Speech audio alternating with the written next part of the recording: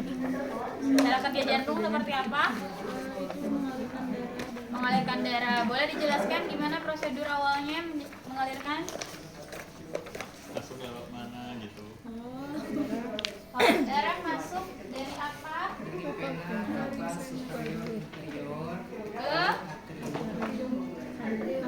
Kanan. Oke, saya coba dari ujung kanan. Sel, gimana Sel? Dari ventricle apa? Gimana? Dari apa? Superior. Dan inferior. Masuk mana deh? Ya, di atrium kanan. Dari atrium kanan kemana? Ventrikel kanan melalui apa? Katup apa? Katup apa? Dari atrium kanan ke ventrikel kanan melalui katup Tricus pidalis. tricus pidalis. Oke, di ventrikel kanan. Jangan nunduk. Iya kan? Mak, dari ventrikel kanan kemana? Oh, paru-paru melalui apa, Liza? Katup. Enggak, dari ventrikel enggak pakai katup. Ventrikel kanan ke paru-paru masuk lewat atrium. Tadi atrium kanan. Masuk ke ventrikel kanan melalui katup tricus pidalis. Nah, sekarang dari ventrikel kanan masuk ke paru-paru melalui satu-satunya vena yang membawa darah satu-satunya arteri yang membawa darah kaya karbon dioksida. Vena pulmonal dimasukin ke paru-paru. Terjadi proses apa di paru-paru? Difusi.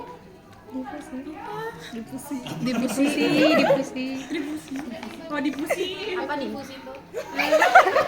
Bukan gas. Antara gas Di sini aku lagi. Iya, aku juga nggak bisa. oksigen, Pertukaran antara CO2 O2 dan CO2. Oke, salsa dari paru-paru kemana dia? Vertikal kanan. Melalui apa? Vertikal kanan. Fokus vertikal kanan. Dari paru-paru masuk kemana? Vertikal. Oh, atrium dulu. Atrium apa? Kanan. Kiri. Atrium kiri. Atrium Kiri. kiri. Dari atrium kiri. Zizi. Katup tricus Disebutkan tadi udah. Tricus pida. Hah? Gak usah luak lidah. Sini ke saya ngomongnya. Dari atrium kiri Ke katup masuk ke atrium kiri masuk ke mana? Masuk ke ventrikel kiri melalui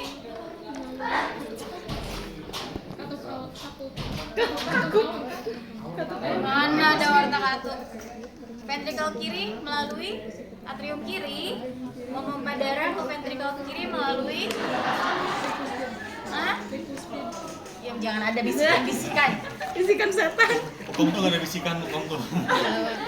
Melalui katup mitral. Oke, Vicus pidalis ya. Sekarang udah di ventrikel, Lizzy. Ventrikel Balik lagi, kiri Ji. dikemanain? disebar ke seluruh tubuh. Melalui apa, Sa? Aku lagi, Bu. Apa ya, Bu? Melalui apa? Melalui apa? Aorta. Aorta. Oke. Nah, sekarang pertanyaannya ya. Antara atrium dengan ventrikel, mana yang membutuhkan kerja lebih untuk memompa darah? Antara Atrium sama ventrikel. Mana yang membutuhkan kerja lebih untuk memompa darah? Ciwitan hiji-hiji gerak.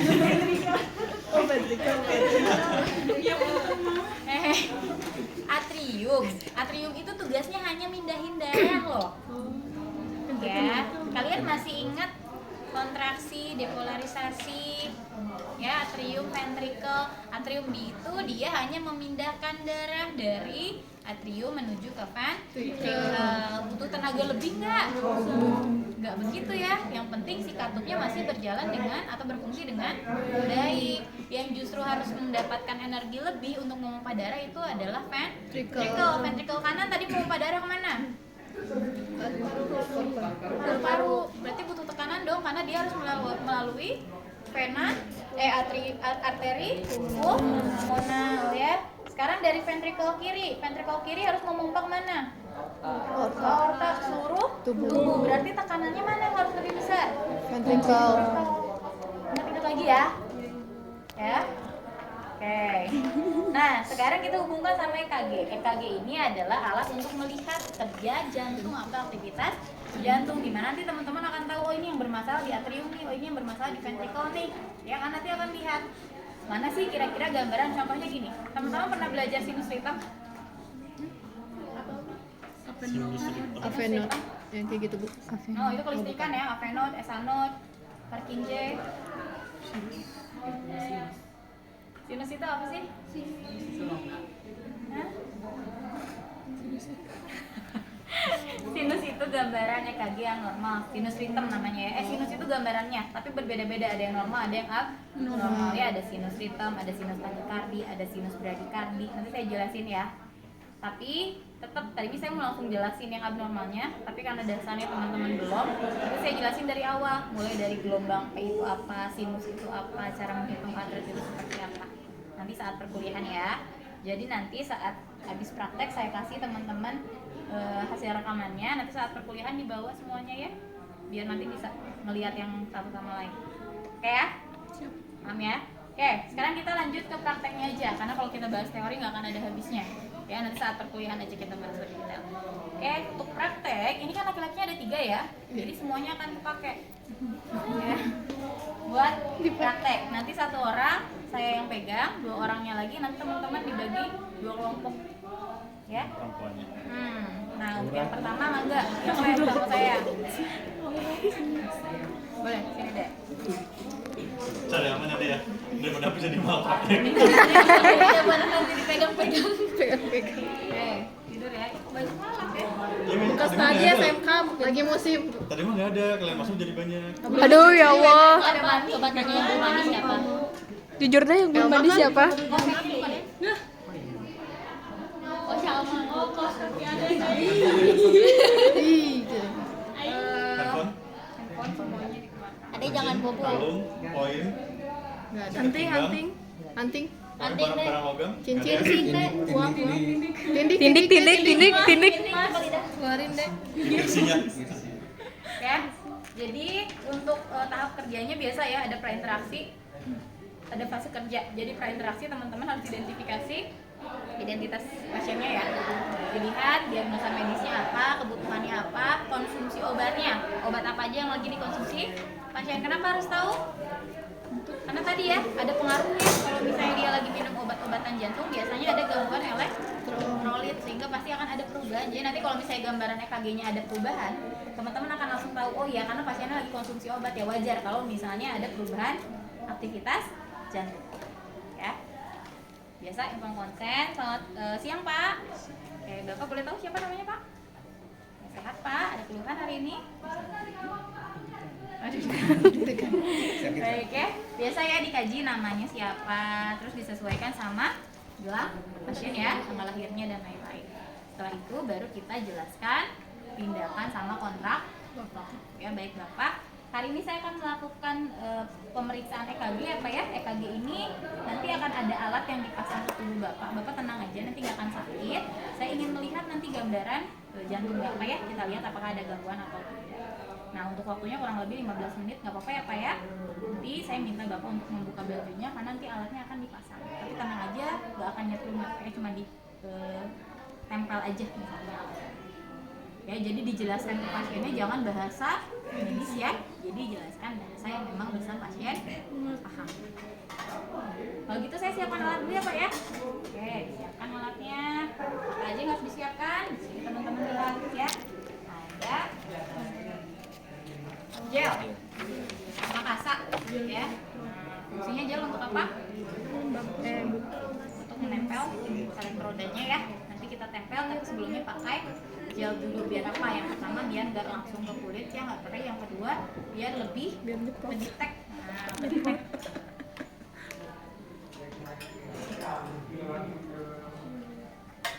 Yang kedua ada spoon. Spoon dipakai ya, karena teman-teman nanti akan touch langsung sama badan pasien, ya.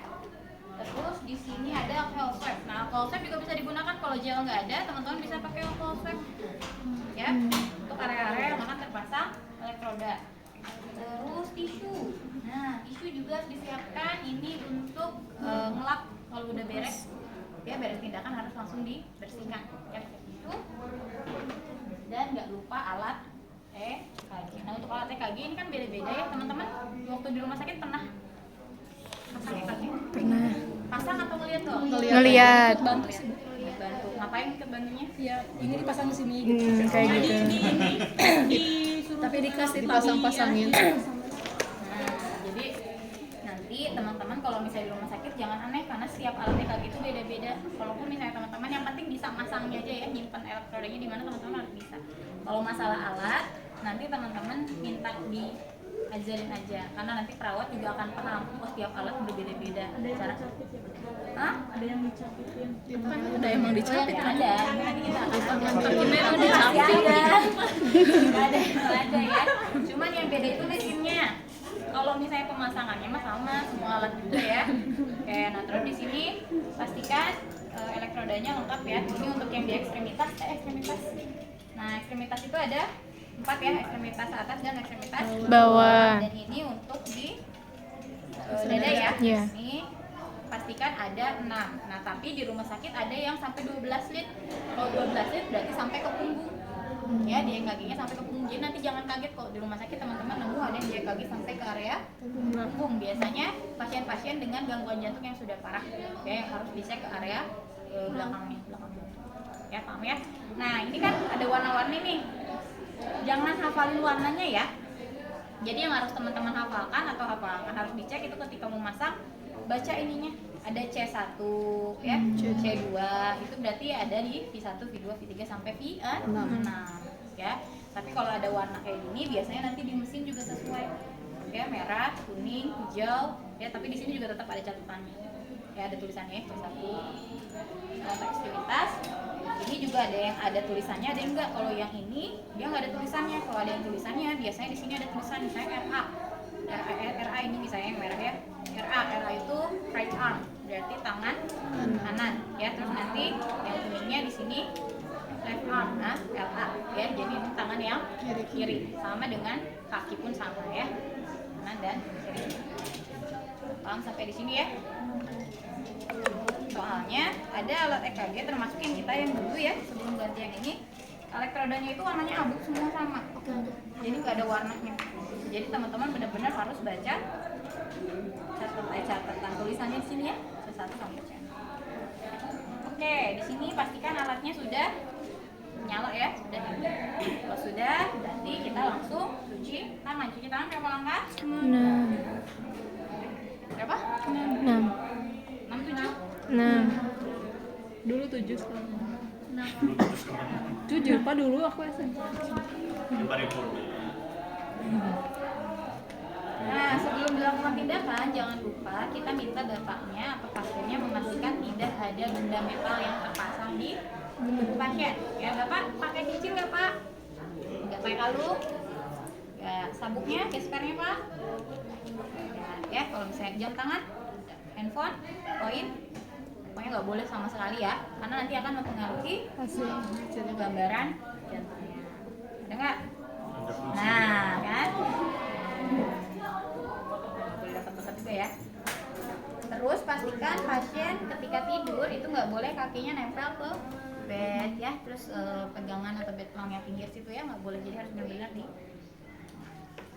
Baik Bapak, nanti saat pemasangan saya harus buka baju Bapak ya. Mau buka sendiri mau saya bukain Pak? Oke. Nggak boleh. Dikatasin aja deh. Ya. Katasin aja. Ke atas sini aja. Aku ternodai. Pemasangan elektroda ini ada 6 elektroda ya. Yang pertama teman-teman pasang yang C1.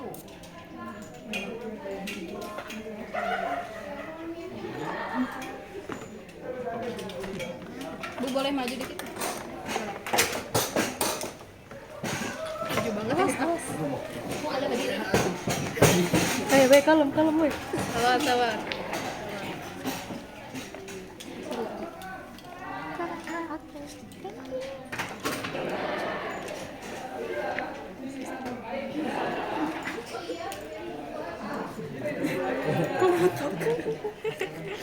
Aja ya. YouTube deh. Nah, C1 itu ada di ICS 4 sebelah kanan. Ya, ICS 4 berarti C1 dihitungnya dari mana? Dari Bawah klavikula ya. C1 pelotot itu apa, Pak, Bu? C1 C1 di ICS 4.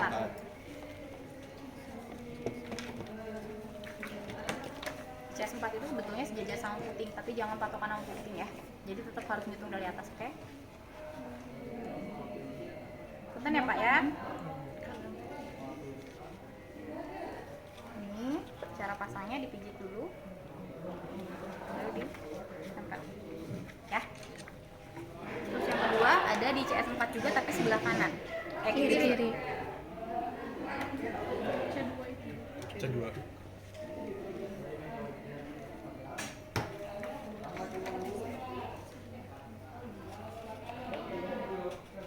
Untuk jarak C1 sama C2 itu nggak boleh terlalu jauh, nggak boleh terlalu dekat.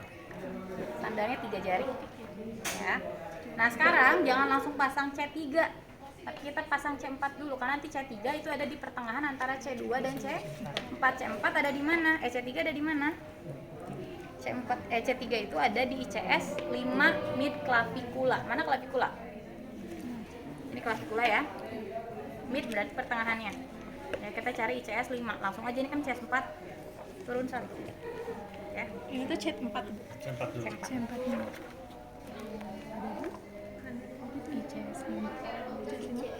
ICS 5 ya, Bu? CS 4. ICS 5 ya. Ada CS 5. Kiri. C4 ada CS 5. Nah, sekarang C3 di mana, Bu? C3 itu ada di pertengahan antara C2 dan C4, tapi masih ada di ICS 5 ya. ICS 5 sejajar sama C4 ya. Cuman posisinya di tengah-tengah antara C2 sama C4. C5 ini ada di ICS, masih di ICS 5 ya.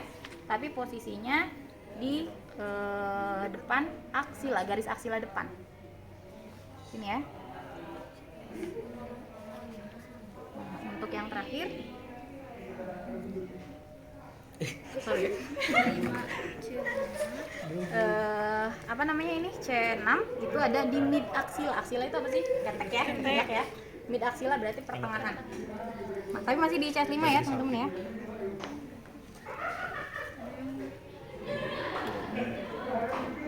Jadi mulai dari C3 sampai C6 itu ada ICS 5. ada di ICS 5. Paham ya? C1, C2, C3, 4, 5, 6. Sekarang kita pasang yang untuk ekstremitas.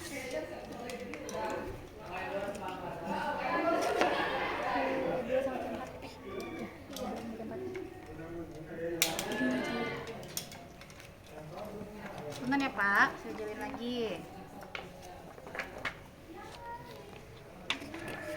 Ini merah biasanya reklam ya. Sorry. Jadi yang besinya ini yang di gel ya. Ya Pak ya.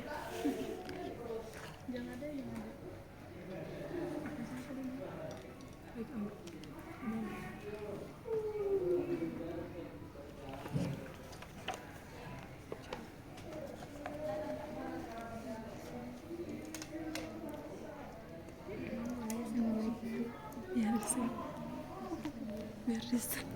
Itu bisa ini video. Nanti perakhiran posisi ininya nih di shoot. Di dapur ya. Shoot ininya.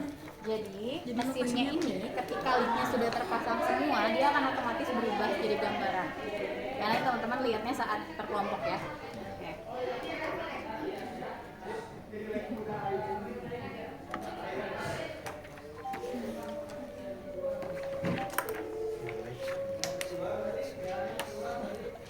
Capeknya Di. Capek.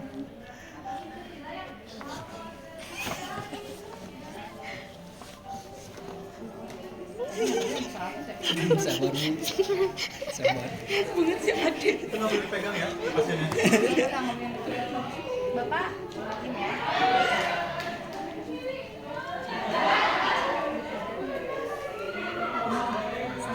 Yang sabar ya Bu, ikhlas.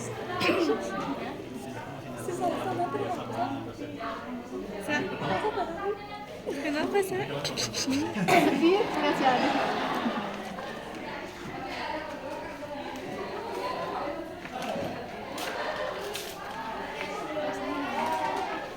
Dia ada rasanya enggak?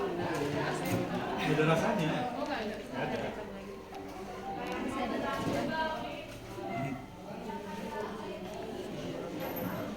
Sebenarnya teman-teman akan saya gerak gini, tapi nggak akan segede gini ya.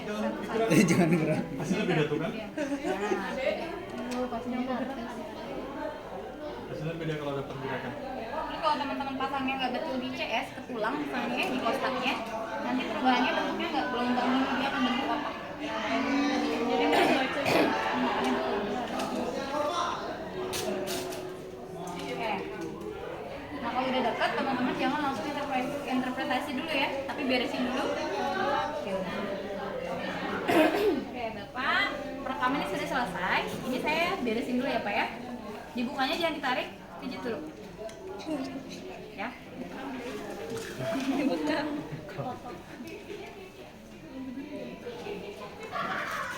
Nanti saat ujian, teman-teman bawa pasien satu orang satu ya. Jadi lebih satu.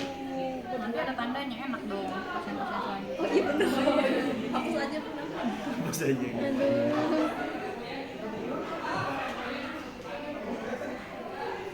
Bawa Atta ya, bawa Atta ya. Boleh kalau mau satu. Atau satpam harus Asal jangan lagi sibuk. Lagi sibuk dipakai sama kalian jangan. pasiennya dilap, jangan lupa alatnya juga harus dilap ya. Tapi biasanya kalau untuk pasien-pasien infeksi itu nggak boleh pakai alat yang sama, jadi nanti dipisahin sih, dikasih alat khusus.